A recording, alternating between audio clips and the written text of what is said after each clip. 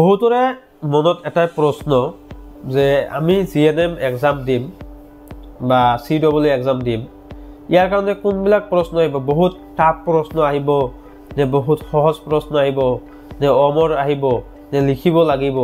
নানান ধৰণৰ প্ৰশ্ন মনত হিচাপি লয়, কিয়নো এইটো যিসকলে প্ৰথমবাৰ দিয়ে সেইসকলৰ কাৰণে বহুত টাফ যেন অনুভৱ হয় আৰু ইয়াৰ পৰা বহুত ছাত্ৰ ছাত্ৰীও পায়। এতিয়া কথা হ'ল, সঠিকভাৱে যদি পঢ়িব পাৰা, সঠিক ৰাস্তা যদি চলিব পাৰা, তেন্তে জিএনএম এক্সামৰ কাৰণে এইবিলাক এক্সাম একেবাৰে সহজ।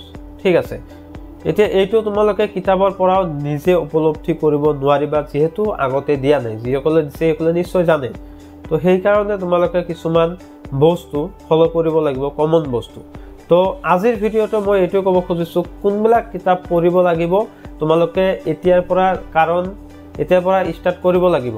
কাৰণ কেণ্ডিডেটৰ অসংখ্য কেণ্ডিডেট, তাৰে ভিতৰত চিট একেবাৰে কম, আৰু ইমান কম চিটৰ ভিতৰত তুমি নিজে এটা চিট লোৱা বহুত ডাঙৰ কথা। সেইকাৰণে ভালকৈ মনোযোগেদি পঢ়া শুনা কৰিব লাগিব আৰু কনচেনট্ৰেট কৰিব লাগিব কোনবিলাক প্ৰশ্ন আহে, কোনবিলাক প্ৰশ্ন অহাৰ সম্ভাৱনা আছে।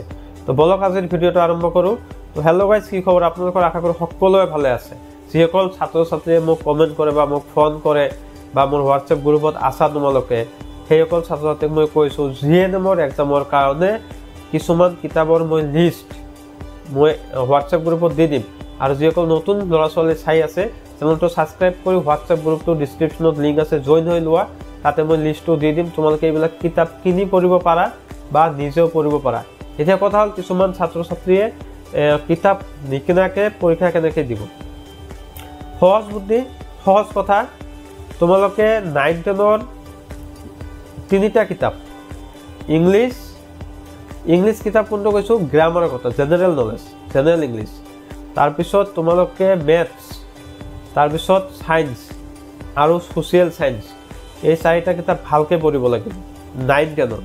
ঠিক আছে, বহুত ভালকৈ পঢ়িব লাগিব এই 4টা কিতাপ। 1 নম্বৰত তোমালোকৰ হ'ল জেনেৰেল ইংলিছ অৰ্থাৎ গ্ৰামাৰ, 2 নম্বৰত ছ'চিয়েল ছায়েন্স, 3 নম্বৰত মেথছ, 4 নম্বৰত তোমালোকৰ বিজ্ঞান। 9-10 ক্লাছ 9-10ৰ ইংলিছ মিডিয়ামৰে হওক বা অসমীয়া মিডিয়ামৰে হওক। 2 নম্বৰত তোমালোকে ফাৰ্ষ্ট ইয়াৰ ছেকেণ্ড ইয়াৰৰ বায়'লজি কিতাপখন ভালকৈ পঢ়িব লাগিব। এতিয়া কথা হ'ল, যিসকল ছাত্ৰ ছাত্ৰী আৰ্টছ বা কমাৰ্চৰ পৰা আছা, তোমালোকে ছায়েন্সৰ বায়'লজি কিতাপখন ফাৰ্ষ্ট ইয়াৰ আৰু ছেকেণ্ড ইয়াৰৰ কিনি ল'বা, নহ'লে কালেক্ট কৰি ল'বা কাৰোবাৰ পৰা। ঠিক আছে, কাৰণ তাৰ পৰা বহুত প্ৰশ্ন আহে, তাৰ পৰা তোমালোকে পঢ়িব পাৰা। তাৰ উপৰিও তোমালোকে কিছুমান দিশত নজৰ ৰাখিব লাগিব, যেনেকুৱা বৰ্তমান কেইদিনমান আগতে অৰ্থাৎ কি হ'ল, ৰাম মন্দিৰ মুকলি কৰা হ'ল। সেইটোৰ বিষয়ে মানে কাৰেণ্ট এফেয়াৰ্ছৰ বিষয়ে, যিবিলাক বস্তু সচৰাচৰ আমাৰ লগত হৈ আছে, নৰ্মেলি প্ৰত্যেক দিনাই হয়, সেইবিলাক বস্তু যেনেকুৱা আমি দৈনন্দিন জীৱনত ব্যৱহাৰ কৰা কিছুমান কাম, তেনেকুৱা বস্তুবিলাকৰ বিষয়ে জানিবা। ৰিচেণ্টলি ঘটনাবোৰৰ বিষয়ে জানিব লাগিব, ইণ্ডিয়াত কিমান কি হৈ আছে এইবিলাক বিষয়ে অলপ জানিব লাগিব, বাতৰি কাকত পঢ়িব লাগিব। তো এনেকুৱা ধৰণৰ নানান ধৰণৰ কিতাপসমূহ পঢ়ি তোমালোকে নলেজখিনি ল'ব পাৰা। তাৰ উপৰিও তোমালোকে কি কৰিব পাৰা, যে জিএনএমৰ প্ৰিভিয়াছ ইয়াৰৰ কুৱেশ্যন পেপাৰবিলাক ছল্ভ কৰিব পাৰা। ধৰা 5-6 বছৰ আগৰ পৰা আৰম্ভ কৰি, ধৰা 2019ৰ পৰা, 19ত চাগে হোৱা নাই, যিমান দিন হৈছে, যিমানখিনিলৈকে সম্ভৱ সিমানলৈকে তোমালোকে কি কৰিব পাৰা, কালেক্ট কৰি সেইখিনি তোমালোকে ছল্ভ কৰিব পাৰা। তাৰ ভিতৰত 20% কমন পৰিব, এইটো 100%। আৰু তোমালোকে এই কুৱেশ্যনবিলাক যদি লাগে, মই ডিছক্ৰিপশ্যনত এটা ফেচবুকৰ লিংক দিম, তাতে তোমালোকে ফ'ল' কৰি ৰাখিবা। তাতে মই দিয়া ট্ৰাই কৰিম, কাৰণ সেইটো লৈ ভিডিঅ' বনাই লং নকৰোঁ। ঠিক আছে, তোমালোকে পঢ়ি ল'ব পাৰিবা, স্ক্ৰীনশ্বট মাৰি ৰাখিও পঢ়িব পাৰিবা। তাৰপিছত কথা হ'ল, তোমালোকৰ এইবিলাক অমৰ মানে অৰ্থাৎ ৰাউণ্ড দি বা টিক মাৰ্ক দি 4টা অপশ্যনেল কুৱেশ্যন হ'ব।